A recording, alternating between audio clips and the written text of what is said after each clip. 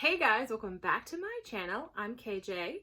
Today we are reviewing Harney and Sons Gingerbread Festival.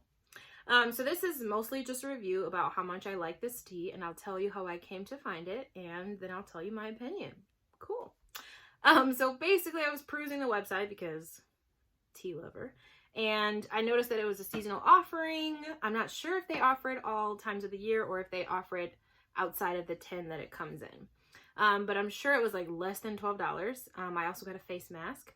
Harney and Sons ships free in the United States, and I may or may not have used a coupon code. So it's just a really great deal all around. And I specifically got this tin, even though I have many holiday teas. I was looking to fill spots in my advent calendar. And so that's what I did. So I will also link my advent calendar video somewhere right now.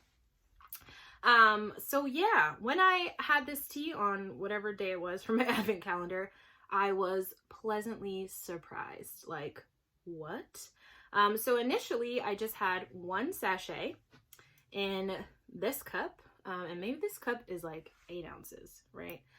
It was probably steeping in boiling water for like 5 or 6 minutes. And it was so good. And I was surprised at how good it was to me, plain and hot. So right away you could like tell there was ginger in there. The clove was really coming through for me. Clove is my jam this season, guys. And I don't know, I was just like really feeling it. And again, it was hot and plain. So I was like, okay, time to do a review. So I've since made a latte with this tea, and it is so good. So I just want to tell you guys about it. Okay. So first, let's take a look at the tin. So again, this is a Royal Palace tin, and I'm not sure if it comes in another form on the website or if it's offered outside of this season. There are 30 sachets, in total, maybe 2.7 ounces or 75 grams of the tea. And then on the front, it just says black tea with ginger, cinnamon, and molasses. The other sides of this tin are just other information that I will share with you guys. So the opposite side is the same, Gingerbread Festival, boom. And then one of the sides is Mike Harney's tea ratings, where he just kind of reviews the briskness of a tea, the body, and the aroma.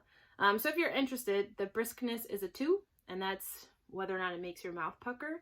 And these are on a scale of 0 to 5. The body is a 3, and that's how the tea fills your mouth. And the aroma is a 4, and that's, does the tea have a robust scent? So there's that. And then the last side of the tin is more information specific about this tea. So there's a little blurb about character. Like traditional gingerbread houses, the flavors of cinnamon, ginger, and molasses swirl together in this sweet and spicy blend. Then there's another section about ingredients, which I will do a pop over for. So ingredients include black tea, ginger root, cinnamon, molasses flavor, vanilla flavor, cloves, and it also just contains natural flavors. Brewing instructions say to steep for 5 minutes starting at 212 degrees, and then there's also caffeine content for 40 to 60 milligrams. So I didn't describe the tin right away. It's basically a white and gold tin. So the white is like a dusty chalk color, maybe even like a grayish white, and then the gold is more like antique, what's another word, rustic gold. So it's not too shiny, but it's definitely gold.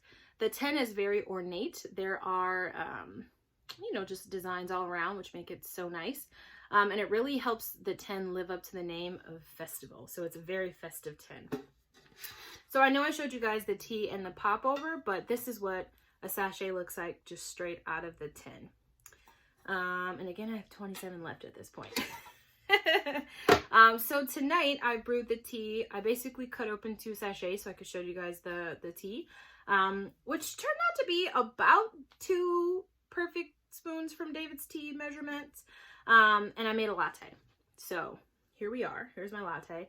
It's a little bit sipped because this is not my first take of this video, and I'm just working on my brevity and, getting to the point. So let's talk about this tea. First of all, it's so good. Like I said, actually, I don't know if I said it in this take. The first time I had it was plain and hot. What stuck out to me was the molasses, the clove, and the ginger. When you smell this tea dry, like when the leaves are dry and you haven't steeped it yet, it smells like shortbread. It smells like a ginger spiced shortbread. So it really smells like a pastry, and it smells buttery almost. And I'm just like, how did they do this?